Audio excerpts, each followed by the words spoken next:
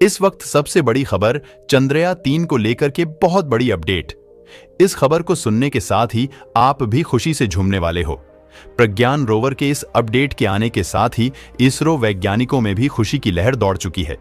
एक ऐसा अपडेट जिस अपडेट का इंतजार पूरा देश ही नहीं बल्कि पूरी दुनिया कर रही थी।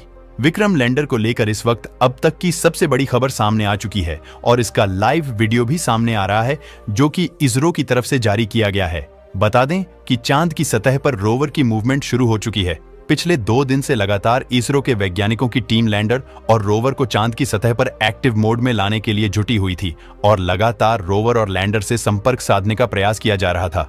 उसके पहले आपको बता दें कि एक वीडियो सामने आया था जिसमें रोवर में लगे लेसर रडार और साथ साथ इसमें लगे AI बेस्ड टेक्नोलॉजी को एक्टिव किया गया था, जिसके फलस्वरूप लैंडर और रोवर हुई हलचल भी इसरो ने रिकॉर्ड की।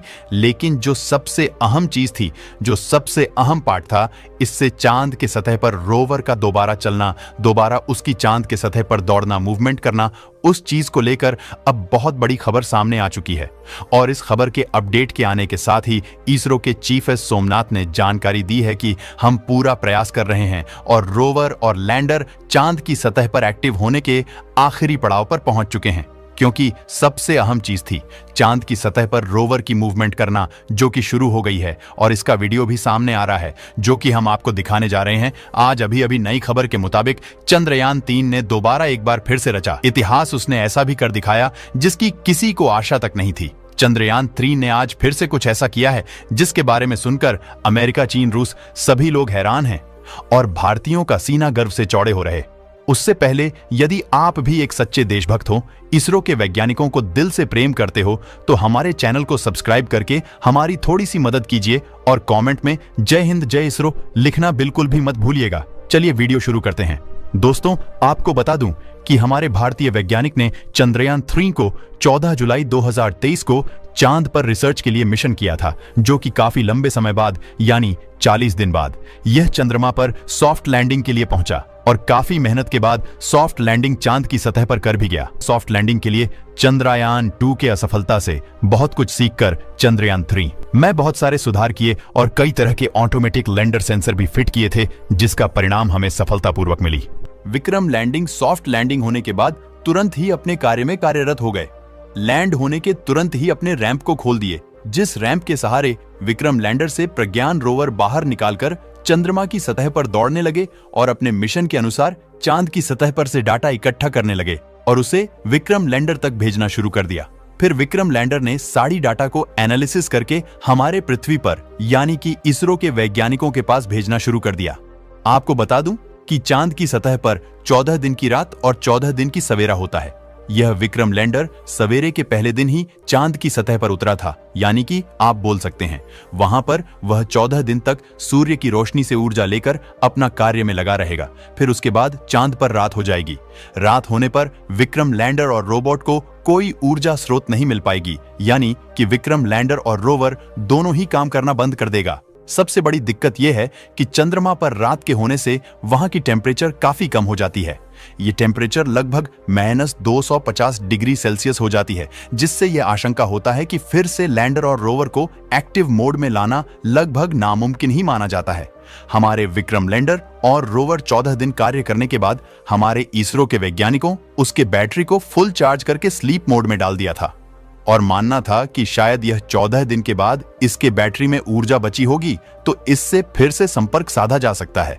दोस्तों, चांद के सतह पर लैंडर और रोवर के 14 दिनों तक स्लीप मोड में जाने के बाद समय अब पूरा हो चुका है और 14 दिन तक रात होने के बाद अब यहां सूरज की पहली किरण पड़ने के साथ लगभग 48 घंटे का समय भी बीत चुका है और सूरज की किरणें सीधे रोवर के सोलर पैनल पर पड़नी शुरू हो चुकी हैं और रोवर में लगी बैटरी भी चार्ज हो रही है।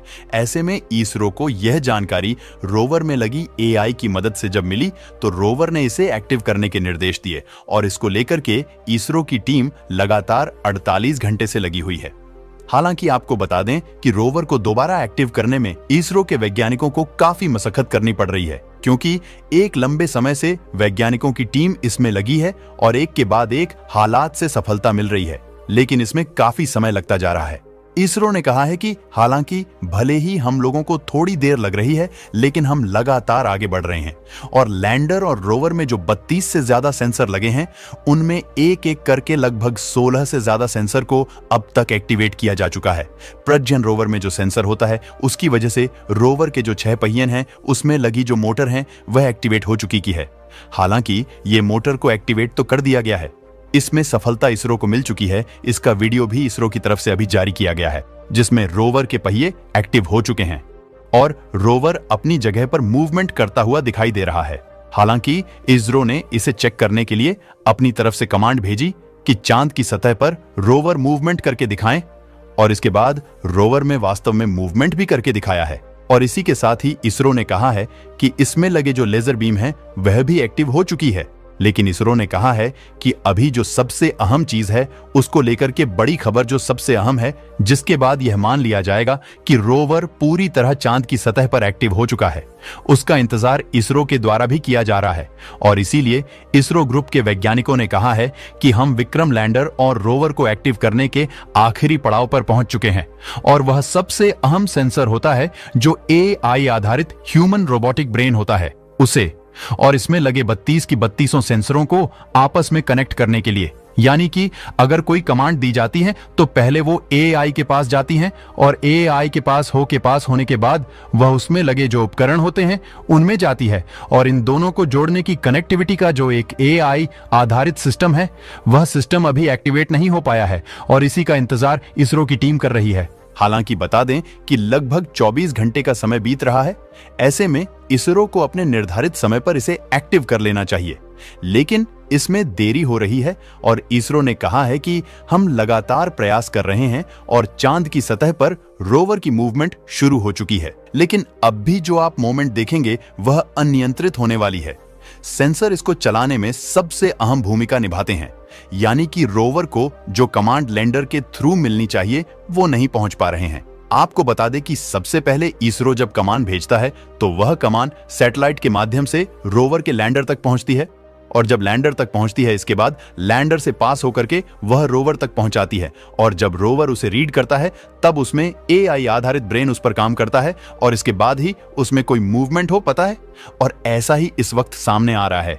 यह मूवमेंट हुई जरूर है, लेकिन जो अपने का सबसे अहम पार्ट है वह अभी भी बाकी है, और इसीलिए इसरो अभी तक इसको पूरी तरह से एक्टिव नहीं मान रहा है। जैसे ही यह पूरा सिस्टम एक्टिवेट हो जाता है, इसके साथ ही यह रोवर पूरी तरह से सफलता के साथ चांद की सतह पर फिर से खड़ा हो जाएगा, और यह संभावना पूरी है कि चंद्रमा की सतह पर लगभग 70% काम रोवर एक्टिव होने का हो चुका है, और अब 30% बाकी है। यह होते ही इसके बाद यह पूरी तरह से एक्टिव मान लिया जाएगा, और एक बार फिर से चांद की सतह पर उतरने के बाद लगभग 12 दिनों तक यह चांद की सतह पर लगातार काम करने वाला है। अब इस पर लेकर के जल्द ही बड़ी खबर, अपडेट, आपको खुशखबरी सुनने को मिलेगी। साथ साथ ऐसी एक वीडियो और भी आने वाली है जिसको इसरो द्वारा जारी किया जा सकता है, जिसमें रोवर को सटीक रूप से चांद की सतह पर एक्टिव बताया जाएगा। जैसे ही इसको लेकर के कोई खबर, कोई अब अपडेट आती है, उसकी जानकारी आप तक हम सबसे पहले इसी चैनल के माध्यम से पहुंचाएंगे, तो चैनल को सबसे पहले सब्सक्राइब कर लीजिए। और हाँ दोस्तों, भारत ऐसा करने वाला दुनिया का एकमात्र देश बनने जा रहा है, और इसलिए दुनिया भर की नजरें भी भारत के ऊपर हैं। वो चाहे अमेरिका हो, रूस हो, जापान हो, या फिर खुद ब्रिटिश कंट्री क्यों ना हो, उन सभी की नजरें इसरो पर टिकी हुई हैं, क्योंकि रोवर को एक बार स्लीप मोड में डालने के बाद लगभग -250 डिग्री सेल्सियस से भी कम टेम्परेचर में रखने के बाद उसे एक बार फिर से चांद की सतह पर दोबारा एक्टिव करके फिर से काम पर लगा देना, यह भारत कर सकता है। और ऐसा करने की क्षमता और यह टेक्नोलॉजी भारत के पास ही हो सकती है। दोस्तों, ऐसा करने वाला एकमात्र देश भारत बनने जा रहा है। साथ ही साथ आपको एक और खबर बता दो दोस्तों कि भारतीय स्पेस एजेंसी इसरो ने एक और आदित्य L1 भी लॉन्च कर दिया है, जो कि सूर्य पर रिसर्च करेगा, जिससे आप सूर्यान भी बोल सकते हैं, जो कि 120 दिन बाद अपना रिसर्च का काम शुरू करेगा। हमारे इसरो ने इतनी बड़ी और इतने सारे उपलब्धियां लगातार अपने नाम कर रहे हैं, जो कि पूरे विश्व में एक अहम जगह बना रहे हैं। विश्व भर के बड़े बड़े देश, अमेरिका, रूस और कई देशों के बड़े बड़े वैज्ञानिकों, राष्ट्रपतियों भी हमारे इसरो की तारीफ करने से खुद को नहीं रोक पा रहे हैं। इससे बड़ी बात हम भारतीयों के लिए और इससे बड़ी उपलब्धि और क्या हो सकती है। तो दोस्तों, यह खबर सुनकर आपको भी खुशी मिली, तो आप भी इसरो के वैज्ञानिकों के सम्मान के लिए वीडियो को लाइक जरूर करे दें।